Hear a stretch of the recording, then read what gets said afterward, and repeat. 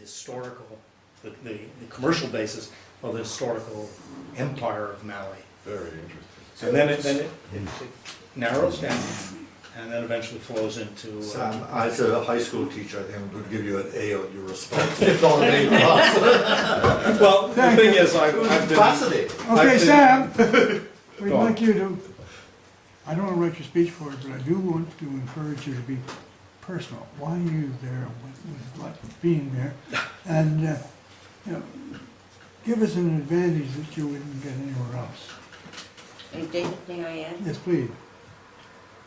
At what point did Timbuktu become the legendary, Please do it. no place to go to, but it was from here to Timbuktu. Yeah. It Yeah, was exactly. the most Yeah. remote place Yeah. one could possibly go to. Where did that suddenly come into the lore? Okay. Probably late 18th, early 19th centuries. By then, of course, the city had declined. But the reputation from the Middle Ages of Timbuktu as a city of gold and great commerce survived even after the city had declined commercially, and the Europeans were terribly curious, sort of like searching for the El Dorado, of trying to find this place, but they could never find it because it's pretty impenetrable. You either have to go across the Sahara, because the Sahara Desert comes right to the outskirts of the Yeah. city, or you have to travel up the Niger River from Nigeria, or today Nigeria, or you have to travel downstream from what is essentially Senegal and Guinea. And in the Middle Ages, no Europeans had made that trip except for maybe 2 or 3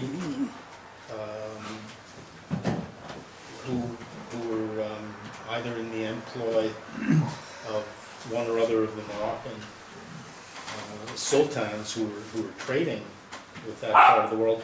But also the people who did the trading were very concerned, as many people are, with keeping their sources of supply secret. So That's what that book's all about. so what they would insist on having many intermediaries so that you would maybe be able to get hold of some of the gold that was traveling through Timbuktu, or the ivory, or the slaves, or what have you. But you were never allowed, as a trader, to actually go any further than your intermediary. And so it became an object of tremendous curiosity to Europeans. But as I said, the irony is, by the time the Frenchman René Caillet actually made it there in, I think, 1820 or something like that, the city had declined to pretty well nothing. It's actually, prior to this conflict, it was undergoing some sort of rehabilitation. The incredible mud brick mosques were being rebuilt. The Quranic manuscripts, which had been sort of hidden away by the population going back to the early 19th century, were being brought out. The South Africans and I think one of the American universities were working with the local population to preserve them and document them digitally. I mean, there were just literally tens of thousands of Quranic manuscripts and commentary. And we all hope that with the nonsense that's going on down there, that they still exist. But really very few people have been up there since the conflict began, so nobody really knows what's going on. Except that, I hate to be such a bore, but you were asking about the different groups that are in conflict there. There are actually 3 groups among the rebels. There's the MNLA, Mouvement National pour la Libération de l'Azawad, which is their name for the desert, which is a secular movement, which essentially wants to establish a Tuareg secular state in northern Mali, maybe northern Niger as well.